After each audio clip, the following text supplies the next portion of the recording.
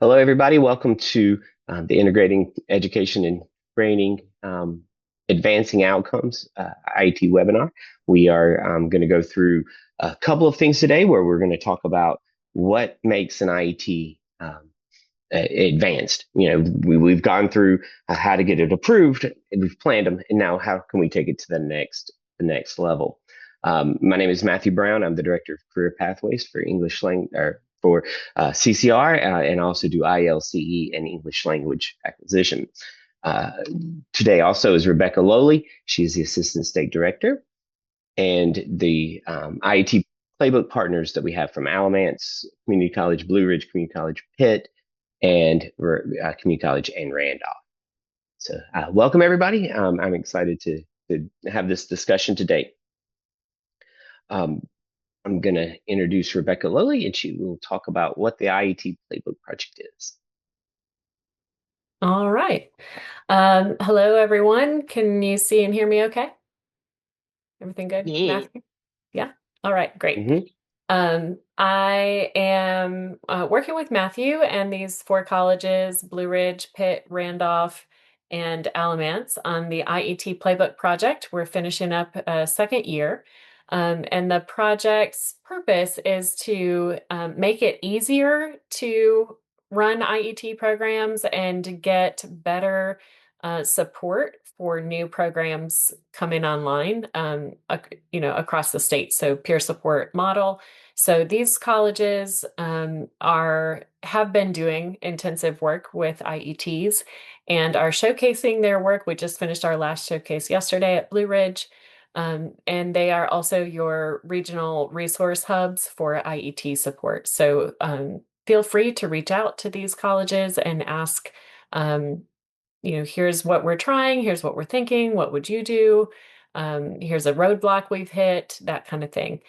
So we just want to encourage the conversation to continue there.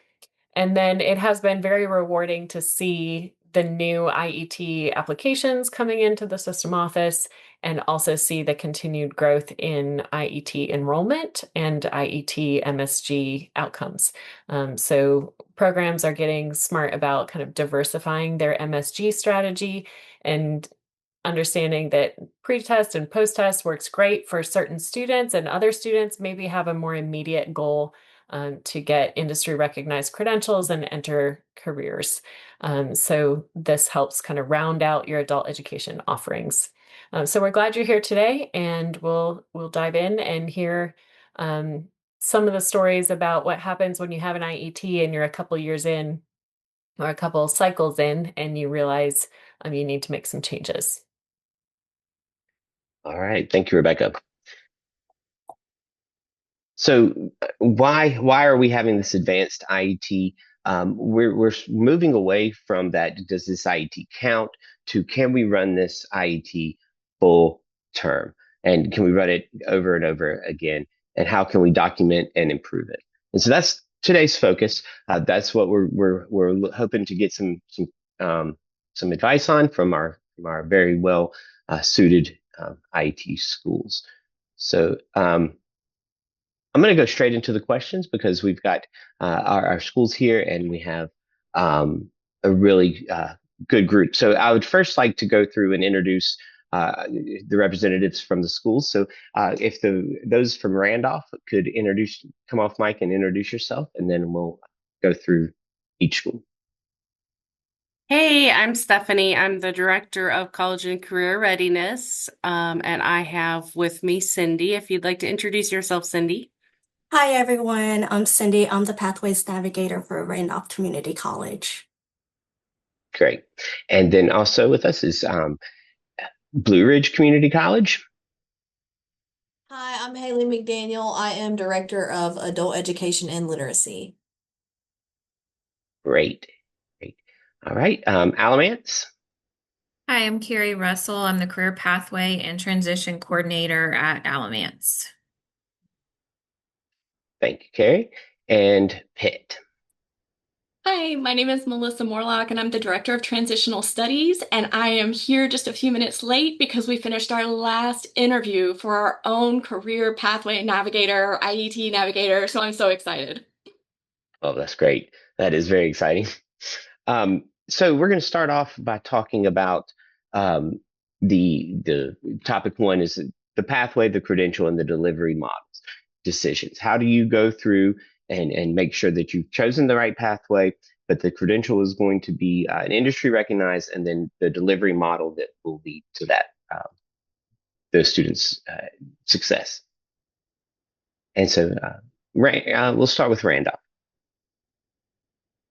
So when it comes to choosing a IET, I would suggest that you look into researching your local labor market data and trends.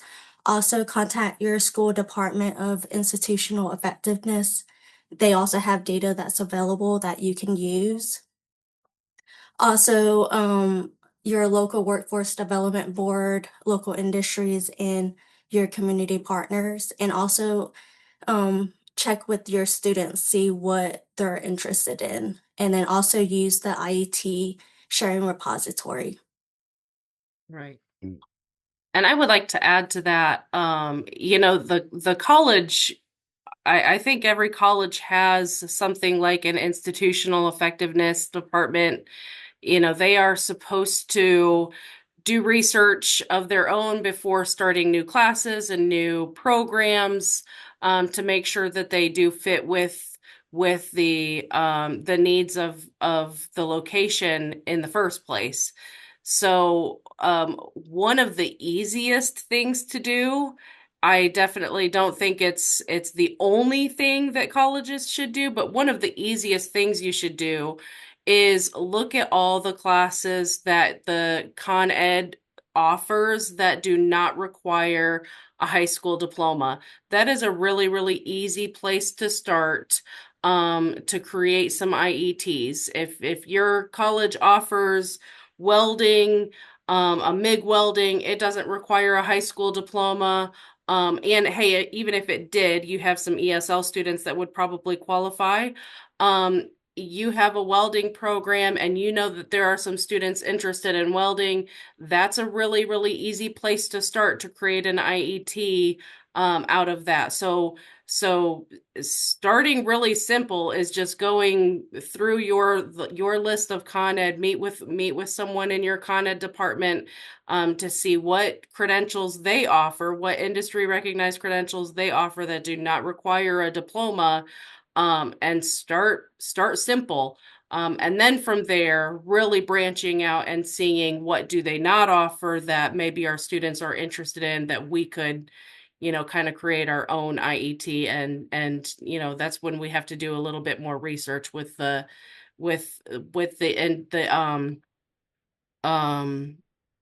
labor market data and things like that. So it doesn't always have to be as hard as it sounds.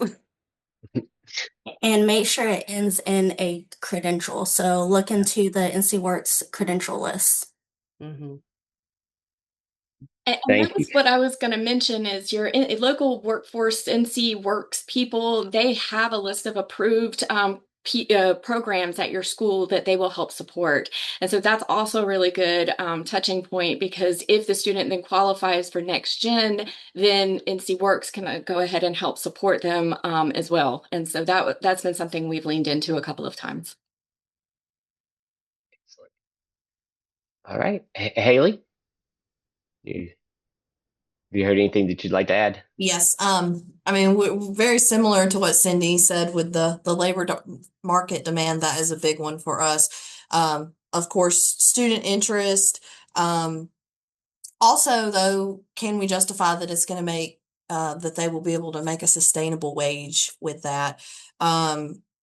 For us currently too, like now when we're trying to identify new pathways with IETs, we listen to our partners a lot of times, like what is their interest in. So for example, we have a partnership with the detention center currently. We have some IETs that are going really well there. They're sustained. And they are telling us that there is a very male heavy population and we're not meeting their interests. And so they would like to add a maintenance IET pathway. So that's fantastic, that's what the interest is in. And if we can provide data that there's jobs for that, and that they'll be able to get employment in that afterward. That's kind of the work that we're putting into it now to make sure that it is that it would be a sustainable pathway for them and that we can justify offering that. We don't want to offer things that just leave them nowhere to go. So we listen to our partners, and then delivery models, really that's been a lot of trial and error for us. Right? Like based on the population, the delivery model is going to look a little bit different.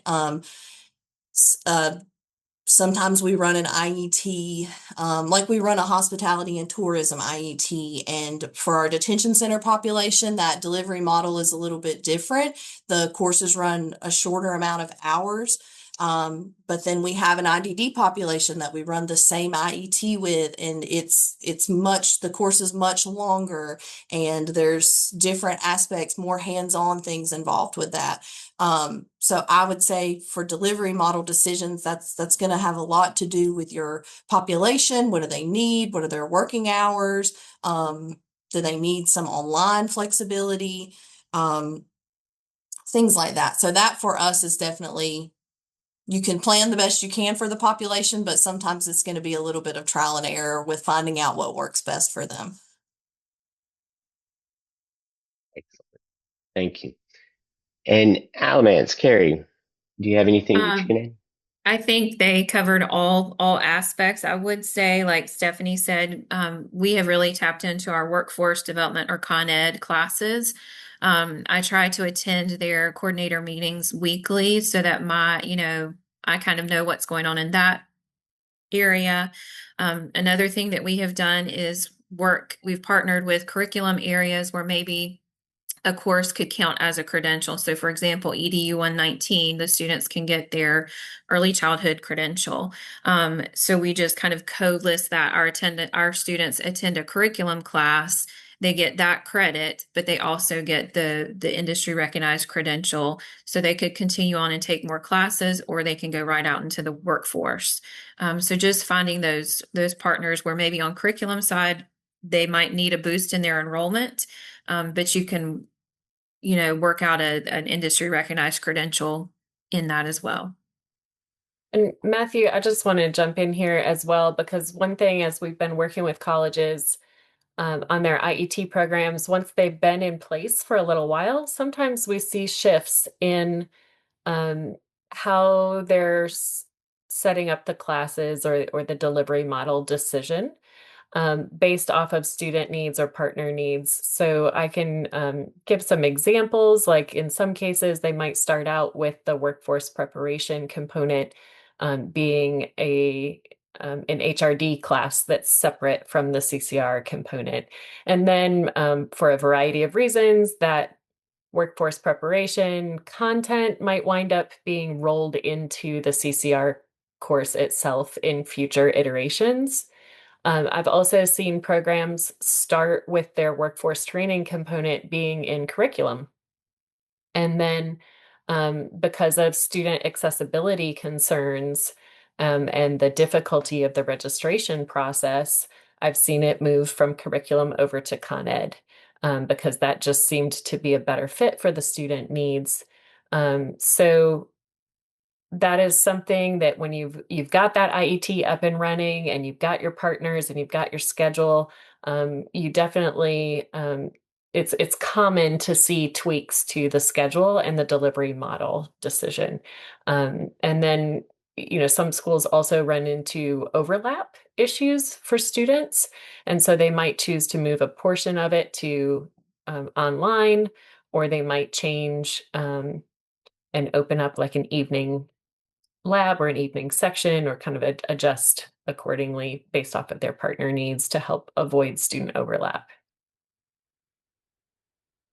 Yep, that's great. That's great. And Melissa, do you mind talking a little bit about staffing? I know that getting your coordinator has been really a focus of yours over the last couple of months. Yes. So I listened to Miss Cindy for a really long time and about all the amazing things she was doing. And there is a lot of opportunity here at Pitt to do some of those things, but I just could not keep doing them all. And everybody else had a big workload. So what I really needed was somebody who could focus just on that. I was lucky that I had it, well, not lucky, but I did have a coordinator retire last year. And so they let me rewrite the job description. So it's not a new position, it's just a replacement position, but it is somebody who is just going to focus on those relationships with the students, on getting the surveys with the students and doing that advising piece so that they understand what the students need, what they want, and then helping me develop those IETs and then recruiting to get the students into those IETs. Just running, like we've got 3 going right now, and it's a lot to try and, get all of the pieces. And by the time you get all of the pieces, then one thing has already gotten out of alignment. And so trying to make sure that you keep your checklist, has everybody in this IET applied for the scholarships? And if not, why not? And then I've got to follow up with the students. And that's just one of the IETs for one semester or one, rotation. And so it becomes a lot of tracking information and tracking data. And so it's really important to have all of that sort of housed with at least one person who can then sort of, if she needs help, obviously we're all working together, but at least all of the information is right there with one person. And so that I think is going to be very, very helpful in allowing us to expand our IETs. I will say that this year we have expanded, and that's what I was saying in the interviews. We went from 0 IETs 3 years ago to having at least 50 people so far this year who have completed an IET. And that's just, over the course of 2 years. And I'm just incredibly grateful for that growth and the better understanding. And I'm looking forward to hopefully continuing that trend. Oh, that's wonderful. That is wonderful. Thank you for sharing. So at this point, if you have any questions, you can raise your hand, or if you would like to put a question in the chat. Shelly Workman has a hand up, and so I'm going to give just a 1 or 2 questions, and then the rest will have to go to the chat. So sorry, I was delayed in getting in, and I don't know if this is even where we're at right now, but I wanted to kind of talk briefly about something that I changed over the past couple of months, and really starting to build a relationship with the instructors, and making sure that they're informed of upcoming IETs, making sure that they're informed of what the procedure is to get the students streamlined into the IELCE, and really bringing them into the equation. And it's been amazing. Yes, it's been so helpful. I also, created a spreadsheet, and I shared it with some of the directors. So if they are actually talking to the student, aside my IELC, I'm the IELC coordinator. So if they're talking to the student, that they can just maybe put a brief note inside of there, so we're not duplicating efforts. And just the coordination within the department and the key players and the marketing and everything, finding that way to streamline things, to reduce the time and energy, to just connect with the students. And it's given me more time to follow up with them, to counsel them, to make sure that they get from A to B successfully, and giving them the time that they truly deserve when they're in the course or prior to the course, to prep for it, and then even following up with them and making sure that they know how to advocate for themselves, in their existing job or looking for something new. Yeah, I think that's a great point, is to have your whole team. It's all hands on deck. Not everyone has to be an expert, but everyone has to know what's going on, so we can move our students to where they want. So when they come to them, ask a question, they'll at least have some information to be able to steer them in the right direction. And I think that is very, very key to this endeavor. Thank you. I think you great. All right. So if you have any questions as we move along, please put them in the chat and we'll have time for one or two at the end of each topic. All right. So the concurrency, single set of learning objectives, and the real instruction integrated. How does that? How do you maintain that, and how do you work at your colleges to go with that? And we're going to start with Blue Ridge on this one. That's an issue. Yeah. Okay, sure. So single set of learning objectives. The biggest thing with this is communication. So at Blue Ridge, we have a couple of IETs that we run totally in-house as a cohort model integrated.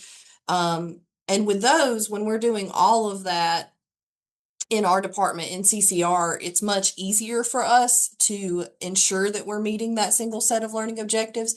So for example, we run a Google Project Management IET, and that is a very lengthy course. It's like 2 70-hour cohort sessions to complete the certificate. And in that model, all pieces of the IET are being integrated. So they are doing digital literacy for the workforce prep piece. They are doing basic skills instruction that is specifically related to Google Project Management. It's contextualized for that.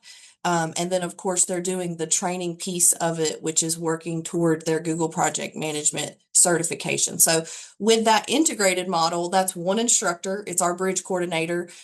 She has a background in entrepreneurship, so we were able to use her kind of as an expert on that topic and use her as the instructor for that course. So she's able to do all parts of that, integrate it all together. So that one is a little easier. You don't have to worry about communicating with different partners across the college or that kind of thing, but they're not all that easy. You can't do them all that way. So if you want to really serve students well, you've got to have a lot more offerings than that, more pathways. So that's one way that we do it. And it's easier for us to ensure we're meeting that single set of learning objectives. But we also partner with curriculum, with continuing education. And when we're doing that, that is just realistically, it's just a lot more conversation, meetings. If we want to start an IET with something in curriculum, that looks like somebody from our department, our bridge coordinator, going to whatever instructor is going to teach that class, aligning on the curriculum, on the content of what is going to be taught, so that when we are doing the CCR piece here and the workforce preparation piece here in CCR, we're able to contextualize it to what is being taught with that instructor on the curriculum or the Con Ed side. So realistically, that just looks like conversations, meetings, a lot of planning. What else? What else am I missing? We can come back around Okay. if you come to it. Sure. Thank you. Carrie, do you have any thoughts on the single set of learning objectives and concurrency? I'll kind of echo what Haley said. It is easier when you can run an IET within house, as far as like Serve Safe, Guest Service Gold. Yes, that's easier. But like Haley also said, that doesn't always meet the needs of all of our students. So it is a lot of conversations with those partners. It's conversations with the classroom teachers, making sure they understand what class the students are going to, and making sure that those that concurrency is happening. So communication is key, and organization. You can't expect it. You can't develop an IET and expect it to happen overnight. It takes some planning. Excellent. All right, Cindy. So with single set learning objective, you're combining your workforce prep and the basic skills, and it has to align with the career pathway. So for an example, let's say we have a vet assisting student who's in the IET, and in their adult education classes, they're learning basic science, applying measurement and conversion. So then they'll use that in their vet assisting class when they're trying to measure the weight of an animal or like medication dosage or even understanding their vital signs. And then with their workforce prep, it just depends on what they're in. So if they're in digital literacy, so they're building the computer skills, or if they're learning how to communicate more effectively, that will be useful when applying it when they're in their vet assisting IET because they have to manage patient records and communicate effectively with the veterinarian and coworkers and even like the pet owners. And so I want to kind of add to this. This is a big part where Cindy comes into play, is making sure that these students are meeting all three parts of all three components, and that they are all that single set of learning objectives. Because I just like the others have mentioned, it's really easy when you do an IET in-house. It's more expensive to do it that way. But it's easier to manage everything when it's in-house. But if we are outsourcing the workforce training to our Con Ed partners or a curriculum or even an external an external company or something, if we're outsourcing that workforce training, we have to make sure that our workforce prep and the adult education piece that we're providing is contextualized with that. And now that might not all be in a cohort. We might not have a whole group of 10 students who are taking vet assisting that can take the same basic skills class and the same workforce prep piece all together that can be really easily contextualized. So what we have to do is make sure that, well, this is what Cindy does. I say we, but she's the rock star. What Cindy does is she has to say, okay, what adult ed class is Susie Q in? And I know she's taking vet assisting, so what adult ed class is she in? I'm going to make sure her teacher knows that she's in vet assisting so that her teacher can kind of contextualize that as much as possible. Make sure that the workforce prep piece also is meeting the needs of vet assisting. So I might add her to Burlington English so that she's getting some of that workforce language that she needs. I might add her to a customized Odyssey Wear course that's going to pull in the basic skills and workforce prep pieces together. That's all going to tie into workforce training. So Cindy really does a good job of individualizing that with our students. And so it is more work, which is why you need a rock star like Cindy that's going to be able to look at each individual student, because if you're not doing it in a cohort, then you're going to have to make sure these students are still receiving these pieces in some way. Matthew, one thing I would add to that, what we found is when we have students, let's say, for example, in phlebotomy, we try to have all of our phlebotomy ESL students in one class. So that makes it, number one, easier on the teacher, but also it builds community with the students, and they can have a small group time just within their ESL class, focusing on phlebotomy or whatever skills they're working on. Yep. Great. Melissa, do you have anything that you would like to add to this part of the discussion? The only thing I would add is I was recently at a training. Oh, it was the one at Beaufort. So Lee was there. And one of the things that she had talked about, the presenter had talked about, was getting artifacts. And it made us at our table start thinking about artifacts from the actual companies. And so we're running a CNA cohort right now. And so I've reached out to the talent pipeline specialist, the recruiter for it, to see about CNA notes, like how they write their notes at the hospital. And so she sent me some of that so that we can start embedding that into our cohort. Not that all of our students will work at the hospital, but the hospital is a main employer. ECU Health in general is just a main employer of the CNAs in this area. And so having like an official document or artifact or whatever you want to call it from that place, I think is going to be extra exciting for the students, and a little bit more serious, rather than me just generating something or the instructor just generating something from online. That's great. That's a great point. Any questions from the participants? One thing I will say is that Cindy is a rock star, but most rock stars started as a garage band, and build themselves up. And so if you're not quite to rock star status, know that you're, you keep working at it and you'll get there. But we have to keep, keep plugging away there. Matthew, one thing I'll just add, and most schools probably already do this, but to the artifact piece, if you are working with a training partner, get a copy of their syllabus, see if you can be added to their LMS for the course.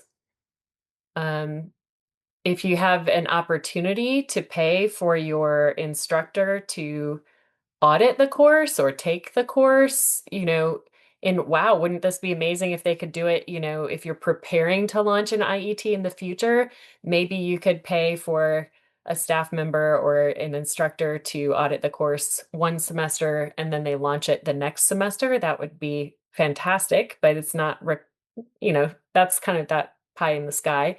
You might hire an instructor who has experience in the industry. You might, at the beginning of your IET, set up regular check-ins with a co-teacher, or you might have a co-teaching model.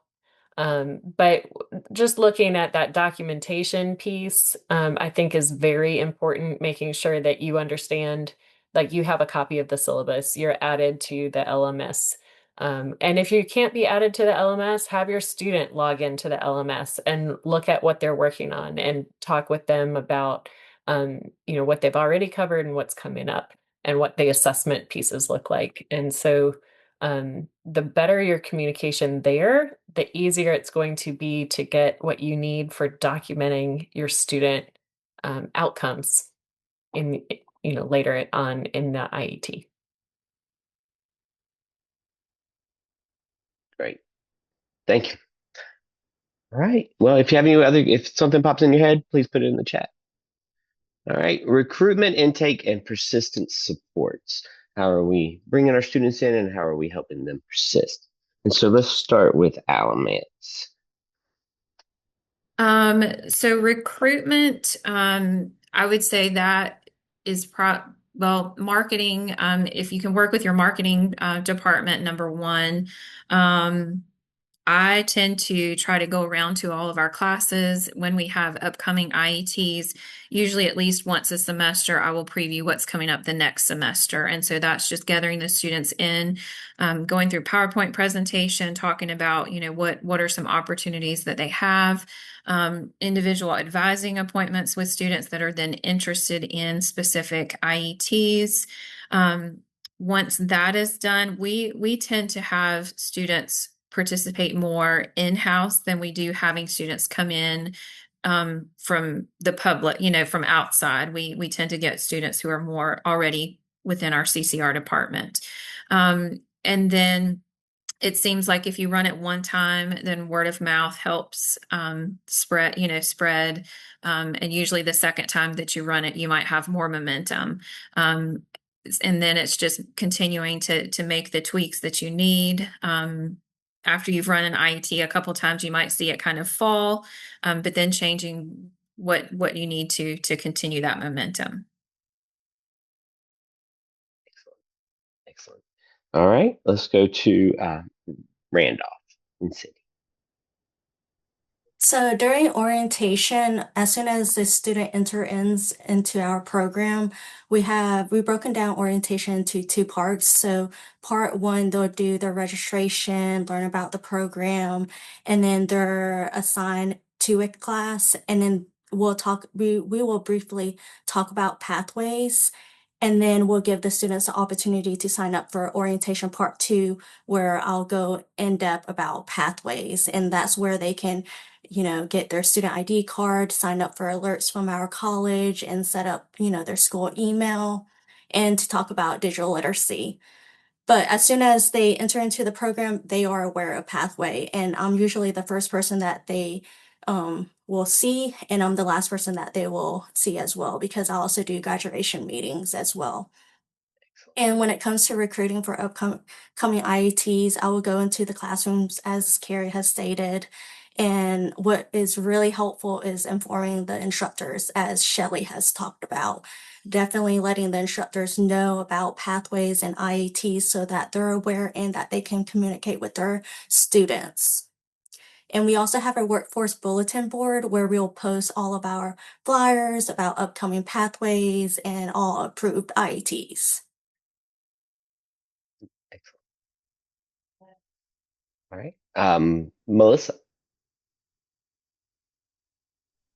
I really don't have anything to add. That way, the only thing that I would say, one of the, I don't know if barrier is the right word, but one of the obstacles that we've had to navigate as a team is that several of my team members feel very strongly that a student should be in their BSP classes, and be doing their BSP classes for a certain length of time before we move them into a career pathway.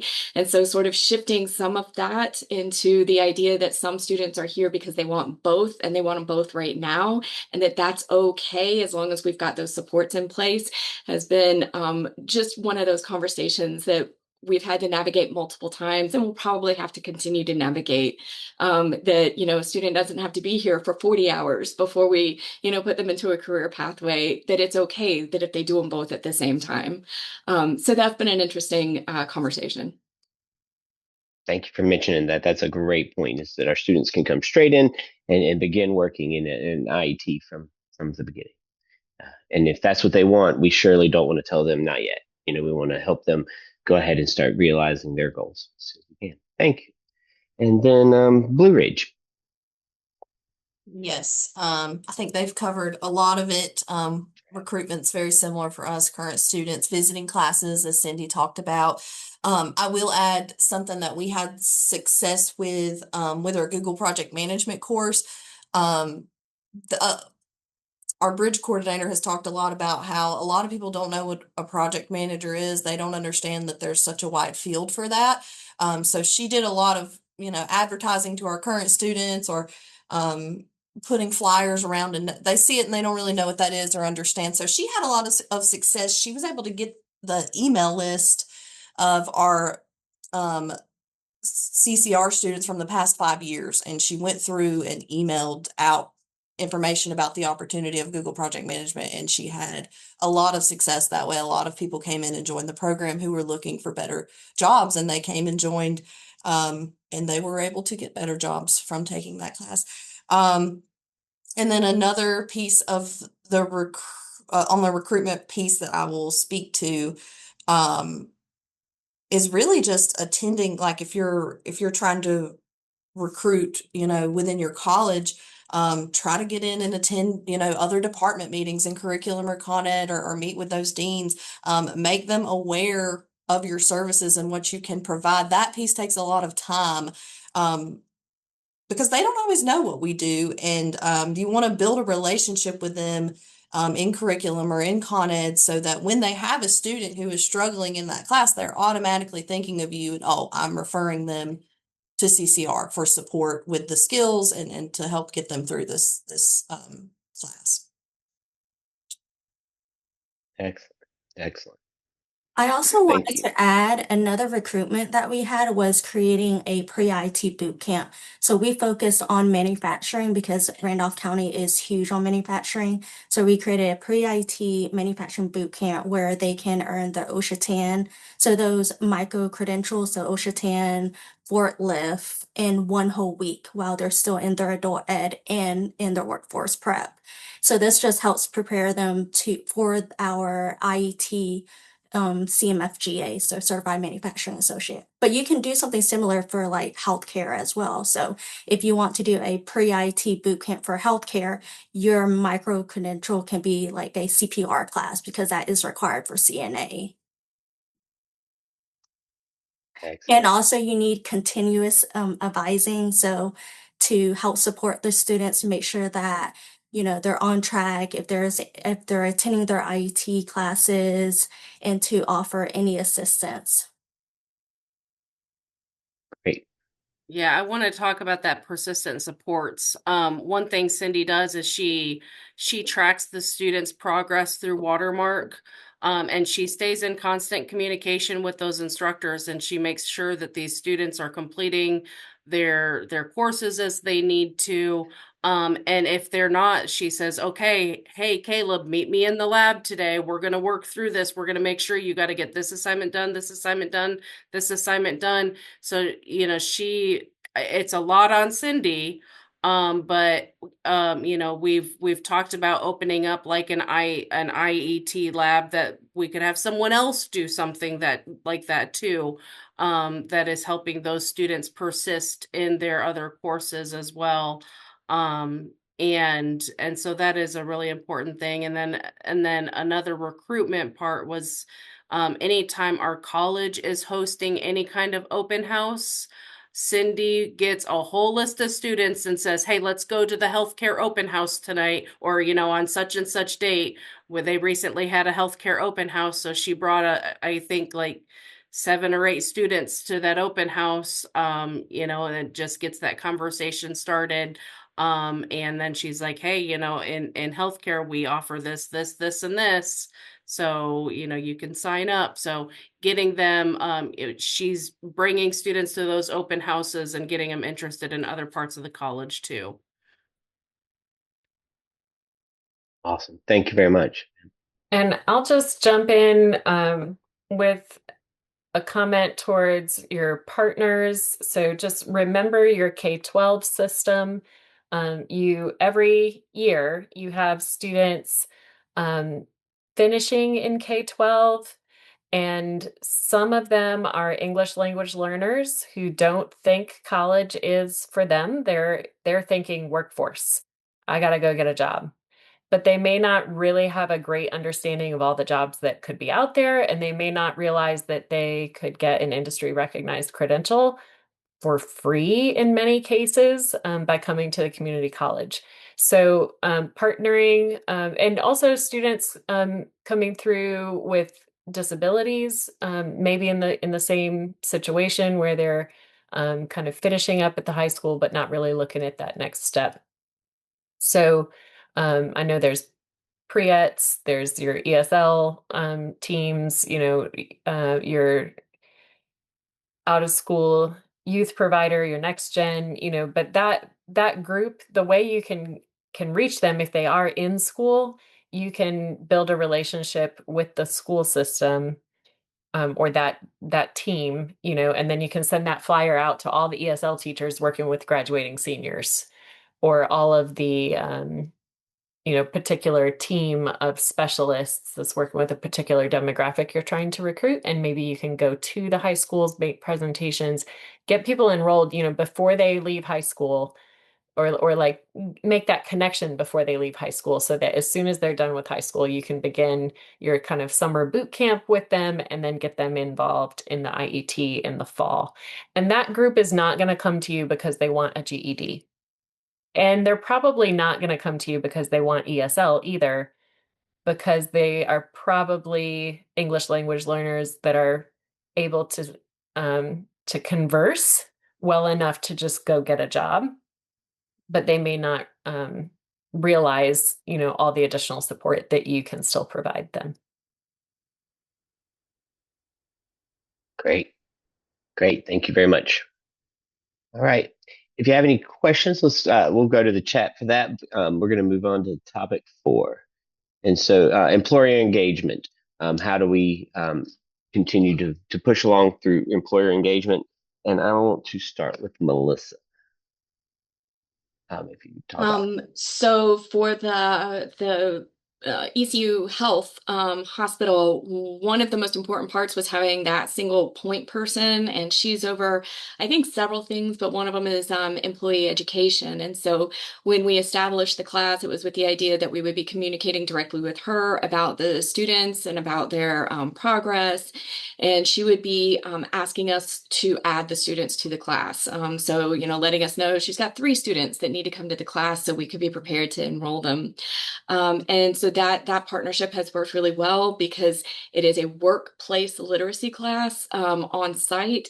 We have to have the employer to be involved in letting us know what the expectations are, what their thoughts are about the timeline for that, what they're willing to contribute. So they are willing to pay for all 4 of the GED assessments for the students who are participating.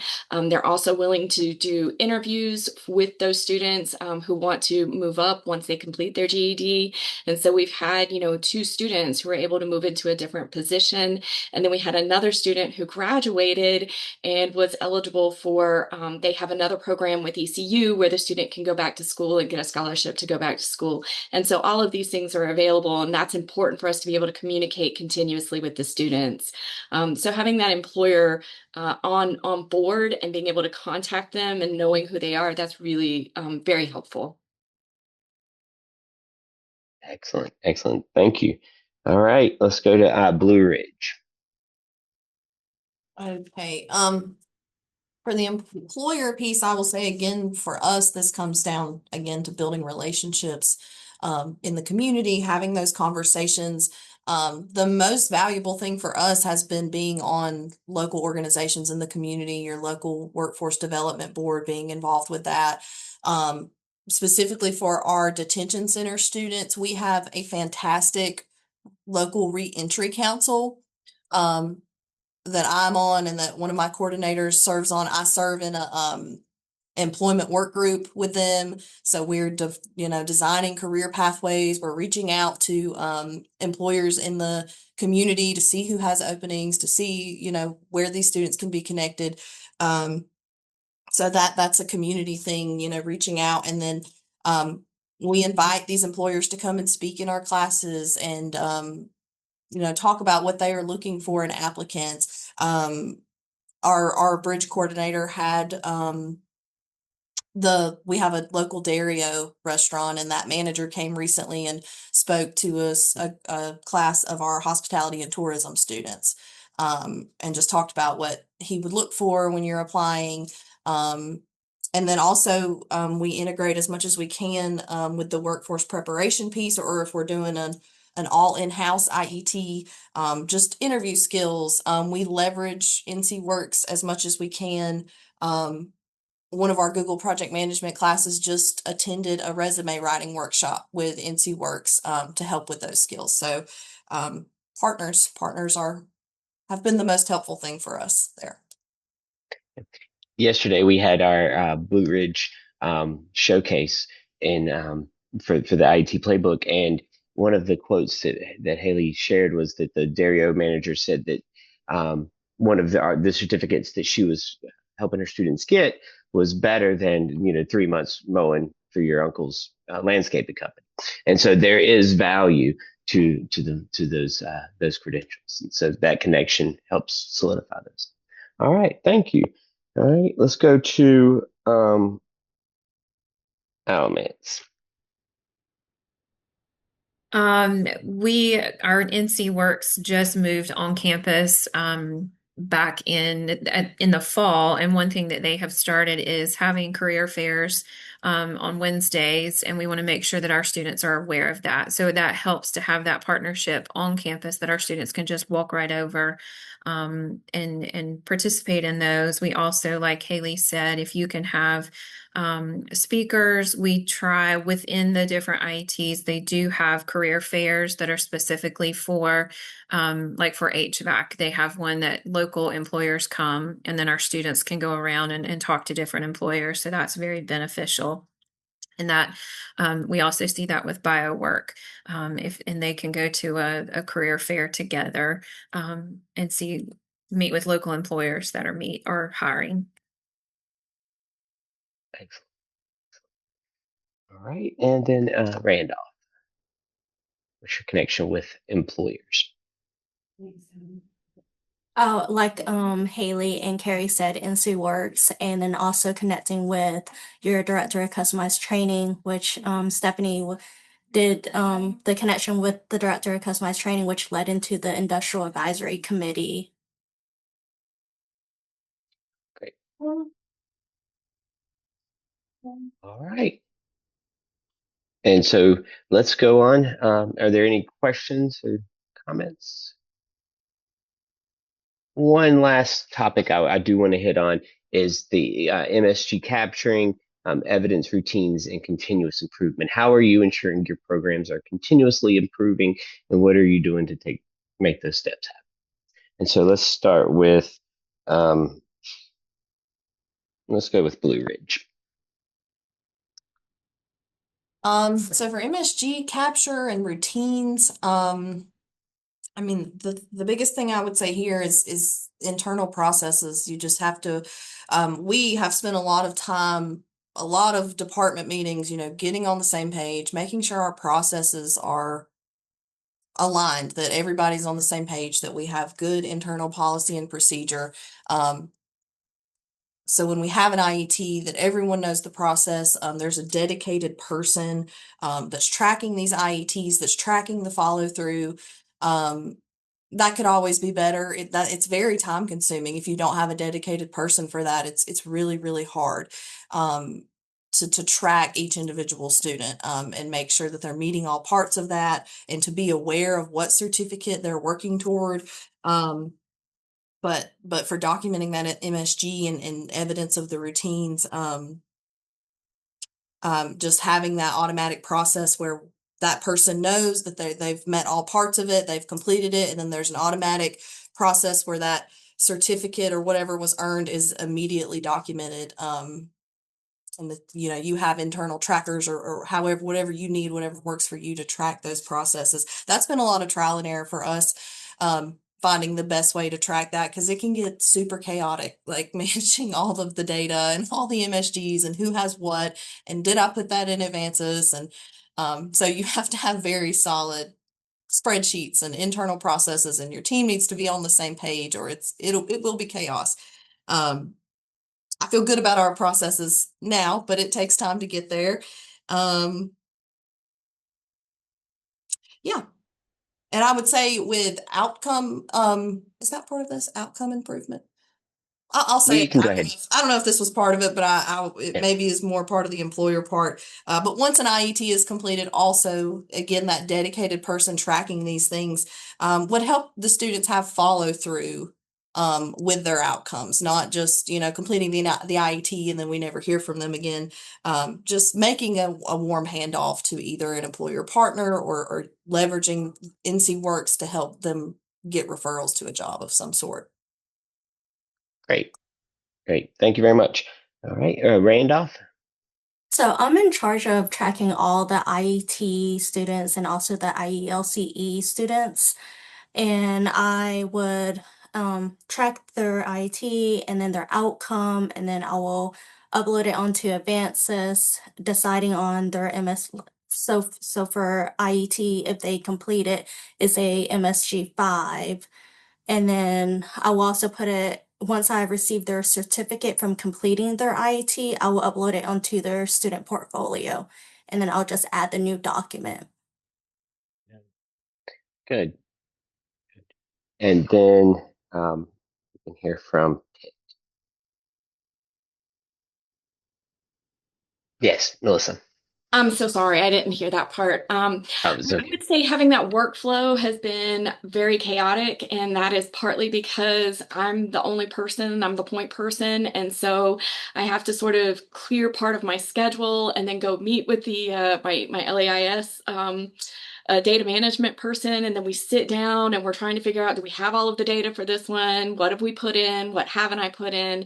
And so it is sporadic, and that is not the ideal way of tracking these MSGs.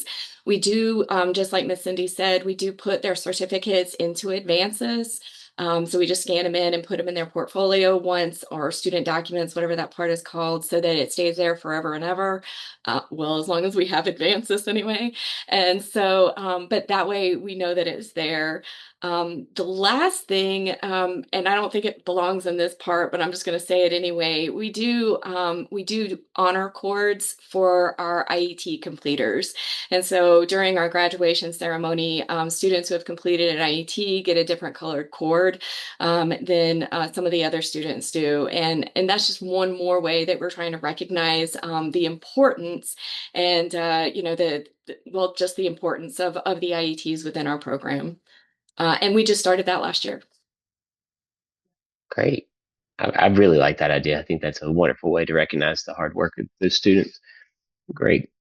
I'm also just going to hop in and say a lot of the IET templates that have been approved across the state have not just one student success metric. So it's not like, yay, they earned the credential. Now we can go put it in Advances and report that measurable skills gain. A lot of our templates have things like they passed the midterm with a certain percentage. And that's like, on the way towards that final credential. So be very familiar with what your IET template says. What is the plan? Are we counting MSG 3, MSG 4, MSG 5? If so, what are the benchmarks? And what is the soonest we're going to know if a student has hit that mark? Then put it on your calendar to check in and get that documentation from the student and get it into Advances. Because if that student never finishes the program, you don't want to lose the MSG. You want to make sure that you document that as soon as they hit that first benchmark. But then also at program completion, getting the credential uploaded as well is fantastic. So I definitely encourage you to do both. But I will say that sometimes tracking the credential at the end of the program, getting those final test results or that final certificate, whatever it may be, after the class is over, sometimes that's a little bit harder to track down. So do yourself a favor, check in at your midpoint, your earliest possible MSG, and try to get that one at least in the system. But also try to get your culminating credential in the system as well. All right. Are there any thank you all for sharing and for taking us through that walkthrough of your programs. And I appreciate all the hard work that you've put in over the last 2 years on developing a systematic system to help and support programs across the state. And I think you've done a great job. Are there any other questions or comments that we have? We have about 2 minutes left. If anybody has anything that could be, Amy, you're mute. I can't hear you, but I can kind of read your lips. Are you going to ask the same question that's in the chat? Okay, different question. Mm-mm.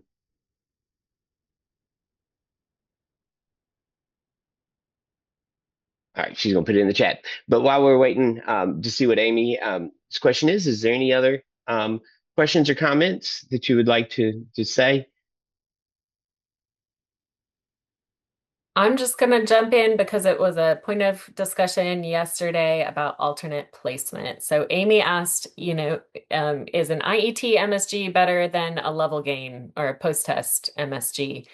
And they are equal. However, your program is responsible for post-testing 65% of your students.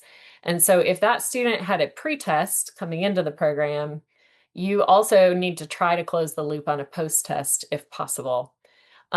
If you would like your IET students to be exempt from pre-testing and post-testing requirements because your MSG plan is to get a certain workforce credential that is not necessarily a TABE test or a CASAS test, right? You can use alternate placement, and that bypasses the requirement of giving them a pre-test. And then you also do not have to give them a post-test because you have a different plan for their MSG. And I will just say that is all explained in the assessment manual. People often don't know where to look for that detail. So it's in the assessment manual. You do have to submit your alternate placement plan with your IET template. And then there's a process in the assessment manual. But if your program wants to use that as a strategy to help make intake and orientation for your IET easier, I encourage you to look at it. So back to Amy's question, an IET MSG is excellent. You're going to report any and all MSGs a student ever earns. Always do that. Don't try to make a decision on your own, like, should I report this or that? Put it all in the system. It's all great. It's all going to show the evidence of what we're doing to support student progress. But in Amy's question, if you had pre-tested that student, a post-test and a level gain would help in two ways. It would help your post-test percentage rate as well as get you the MSG. But an MSG is an MSG. And Jim, thank you for putting in the page numbers for the alternative placement policy in the chat. Well, I would like to again thank everyone for attending today and for those that shared. I appreciate all the hard work that the IET Playbook schools have put in. I'd like to thank Arbany Cooper. She's a fearless leader, and I really appreciate her support, and Rebecca as well. And so we are moving our program along. Melissa, do you have? Yes, I'm sorry. I couldn't figure out how to raise my hand, so I'm doing it, Anyway, It was effective. I have that Excel spreadsheet bookmarked, so I don't even know how to tell somebody to get to it. But could you tell everybody how to get to the IET spreadsheet? The IET spreadsheet is in the Cord, learn.cord into career pathways course. And so it's on the front page and you'll see IET sharing spreadsheet. But that's only for the directors, right? Only directors can get into that Moodle. If you have a Moodle account, anyone with a Moodle account can self-enroll into that. Oh, okay. And I will Great. pop it into the chat as well. Thank you, Rebecca. If you all want to grab it and bookmark it.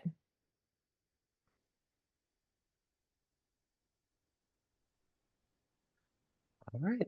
Well, thank y'all very much. Y'all have a wonderful rest of your Wednesday. Earth Day, I believe today is. And so thank y'all very much for attending.